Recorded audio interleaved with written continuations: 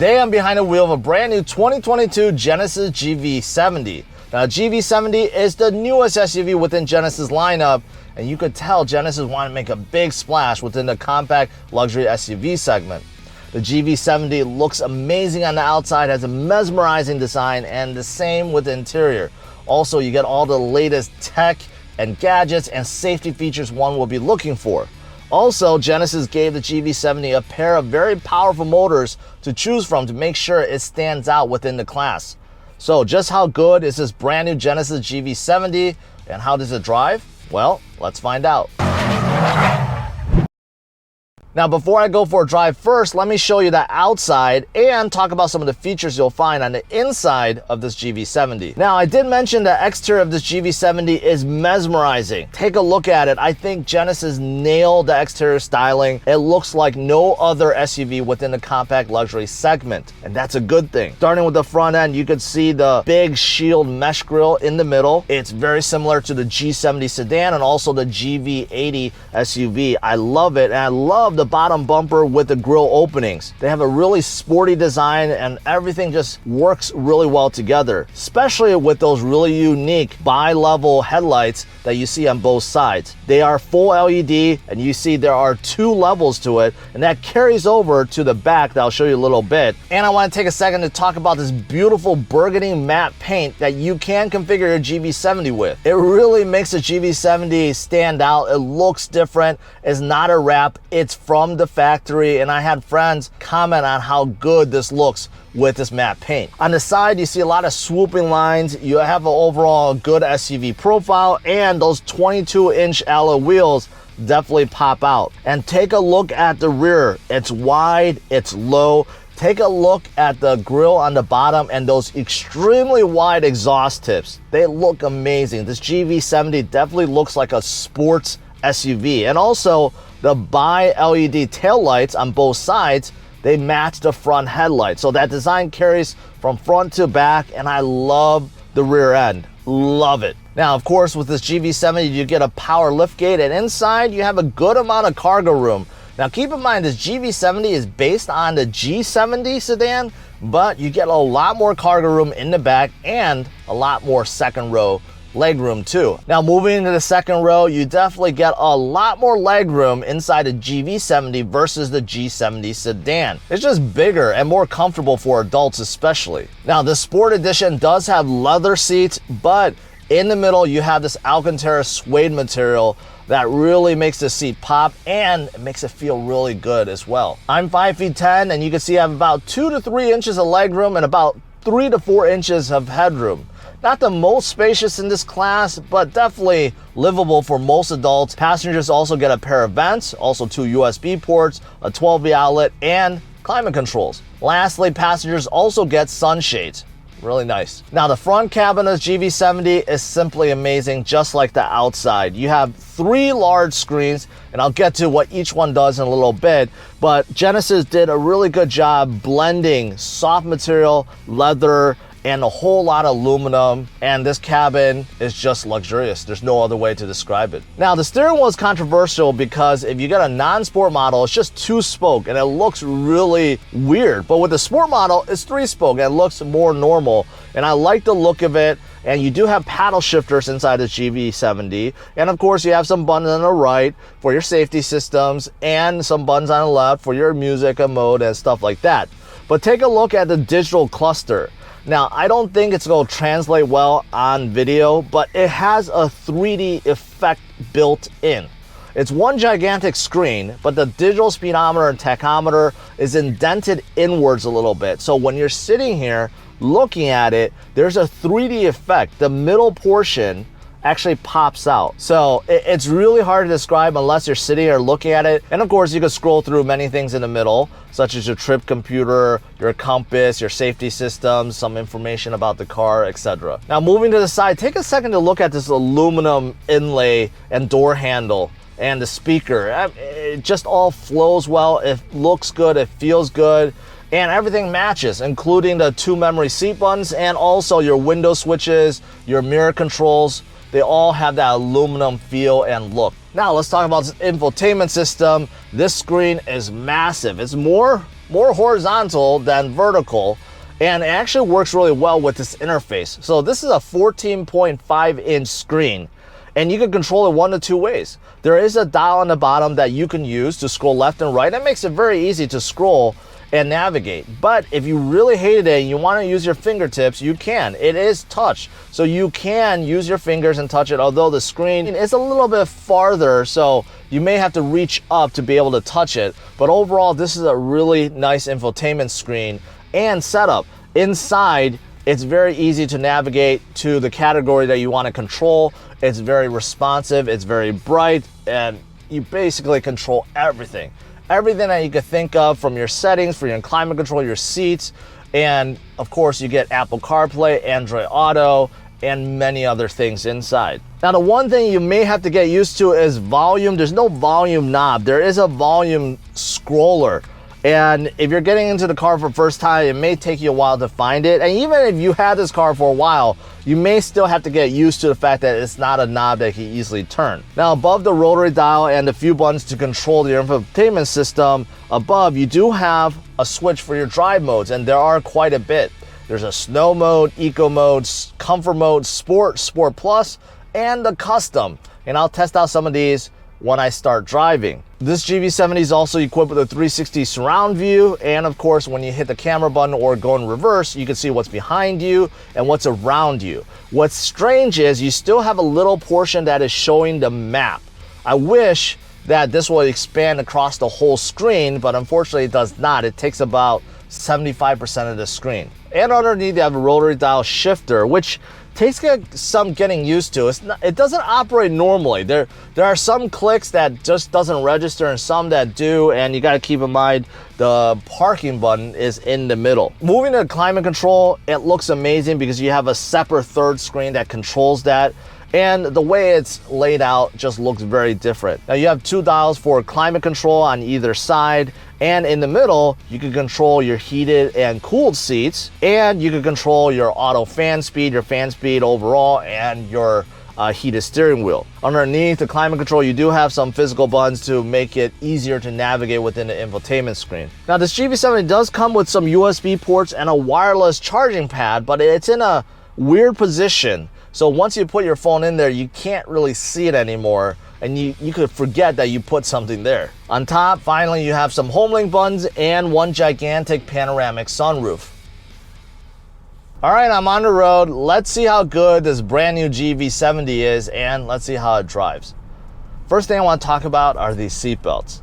What I love about German cars is when you get in and you start driving, the seatbelts auto retract a little bit. And it just makes you feel like you're in a luxury car, that it's special. Normally, only German cars have that feature. That is no longer the case. This GV70 also does that. So as soon as you get in, you buckle up, you put the GV70 in drive, you take off, you feel it retract a little bit. And I love that feeling. It really makes you feel like, yeah, this is worth the money. This is a luxury car. Now, the next thing I want to talk about is the size. This GV70 is supposed to be based off the G70 sedan, which I just reviewed not too long ago. So if you haven't checked that out, make sure you do so at the end of this video. But the G70 was a very small and snug luxury sedan. Inside, you know, the windows were small, the headroom, there's just not a lot of it. And the second row space was quite small and not a whole lot of trunk space. But it did give you a sports sedan vibe because of how cozy it was. This GV70 is much bigger in every way. Just sitting up front right now, the windshield is nice and big, so visibility is fantastic. Same thing out of the side and the rear. Every window is nice and big. The door panels are not very high, so it's very easy to see out your sides, the front, the back, the rear. Tailgate glass is also big, so visibility is great. You can see that headroom, plenty of it. Shoulder room, hip room, all really good. And I already showed you the second row leg room. It's a big improvement. You get more leg room and more headroom too. Although I will say I have tested others in this class, for example the X3 or the Q5, And they do seem like they have a little bit more interior room, but this is not far off. And it's a big difference between this and the G70.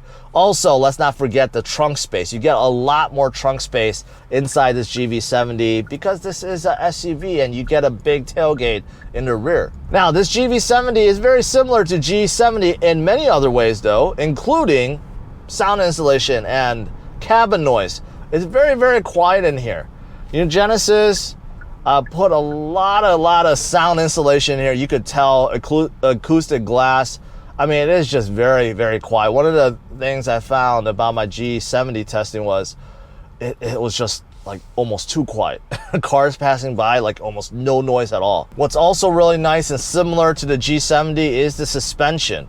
This GV70 feels lovely on these local roads. I mean, it's a good combination between comfort and sporty. Now, I haven't taken any sharp corners yet. I will do so later on, and I'll try it in Sport and Sport Plus mode. Right now around town, I do feel like all the major bumps are okay, and the smaller bumps I don't even feel at all. So the suspension is doing a really good job at soaking up everything. These seats are the best of both worlds. Genesis made it so that it is well bolstered, but not too aggressive. And also, you don't slide around within them. So these seats are very, very nice. They look fantastic. They definitely look like sports seats, but they feel very good too. I really think that I could sit here for a while, for hours on a road trip and still not be uncomfortable. Love these seats. They really add to the drive. So the steering wheel feels good. The steering, I think, is okay. There is a little bit of steering play, but overall it fits the character of this GV70 really well. It just gives you, it gives you a good feeling. It really just gives you a good feeling. So I just put the car in sport mode. I could definitely tell the rev went up. The car may have downshifted. I can't tell because it's so quiet. Going about 45 miles per hour. It's feeling okay. It's okay. It's livable. It's livable, although it does seem like the transmission tends to hold its gears too long and the revs are a little bit too high, but still feeling pretty good right now. By the way, this GV70 is equipped with blind spot monitoring, so when you turn on your signal, you need to turn left or right, you will see what's in your blind spot inside your digital gauge cluster. That's pretty cool. That's pulled from Hyundai. I know Hyundai has that, GV70 has it, so it's actually quite nice. It's actually quite nice. And something else I did notice, I just got done talking about if sport mode affects the steering. I think it does. Now that I'm turning, it does feel a lot heavier. So I do believe that this GV70 also stiffens up the steering wheel. And I do feel like, yeah, there's more direct input.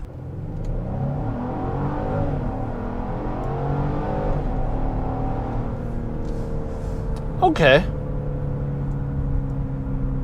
So I just did 0 to 60 in Sport Plus mode, and it was okay. I thought it would be a little bit quicker, but it wasn't. So that was standstill to 60 miles per hour. I read it's about 5 seconds overall, but it does feel like it took longer. For whatever reason, that did not feel like 5 seconds, 0 to 60. So with the GV70, there are a pair of engines. Both are fantastic. You have the base engine, which is producing about 300 horsepower, but the optional 3.5 liter turbo engine, that's what this one is equipped with. This is definitely the one to get. So you're getting 375 horsepower and 391 pound-feet of torque. That's a lot of power. That's a lot of power. But what I just saw right there, you know, it didn't feel that quick off the line, which is really strange. So with this engine, I think normal driving, passing, getting up to speed, it's not gonna be a problem, right? But it's not the quickest luxury compact sedan out there. Now, I did talk about how this GV70 has 3 different screens, right? But there's really like a 4th one, and that is because you do get a heads-up display as well. This heads-up display is pretty good, pretty bright. It doesn't give you the most information out there. I've tested some luxury cars where you literally see everything, right? But right now I see how fast I'm going, the speed limit, my navigation on, It would show me if there's someone in my blind spot. It would show me that too. So it gives you the essential information, but it definitely doesn't have everything. And I'm not so sure you want everything all the time, because sometimes it's just annoying and it gets in your way. So I think this one is pretty good. Now, as for braking, I think braking's okay too. At lower speeds, I feel like the GV70 does come to a stop really quickly because the brake pedal really just catches on really quick. It doesn't, you know, the travel, the linear stopping, it's more like instant.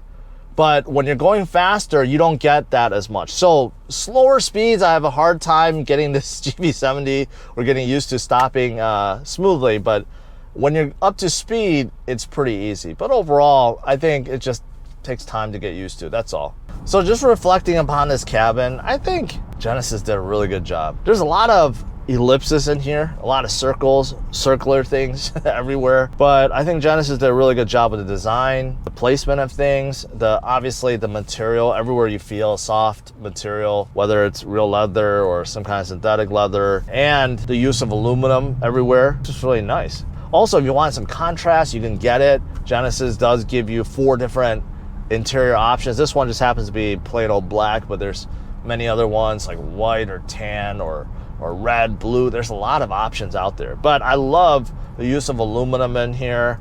Everything just looks high quality, classy. The 3 screens, the 3D, you know, gauge cluster, and something I can't show you right now because it's in daytime, but there's a whole bunch of LED lighting in here, okay, spread throughout. So at night, it looks gorgeous, gorgeous. You got all this LED everywhere, and it really pops out. So there are little things that I can't even show you right now that is really, really nice. I think Genesis really knocked it out of the park. They're trying to set a new standard or really break into the compact luxury SUV segment in a big way, and I think they did. Now, you may be wondering if there's any glaring flaws or anything bad about the GV70. Not really, not really. I've nitpicked a few things. For example, it's not the biggest in this class. It doesn't offer the most interior room or cargo room of this class, right? The engine, although good, the acceleration I thought could be better, and of course it's not class leading. But besides those few small nitpicks, there's not much. There's really, I don't know what else to say. I really enjoyed this SUV quite a lot. As for pricing, the 2022 Genesis GV70 starts at $41,000, which includes the base 2.5 turbo engine and all-wheel drive. For more power, the 3.5-liter turbo GV70 starts around $52,600. Now, the one I tested today also has a Sport Prestige package, which comes in at $9,900. And lastly, this beautiful Barossa burgundy matte pink color comes in at $1,500. So the grand total for this 2022 Genesis GV70 that I drove today comes in a tad above $65,000. To see where this GV70 ranks, check out driversonlyrankings.com. Also check out the new Drivers Only TikTok channel for more bite-sized reviews.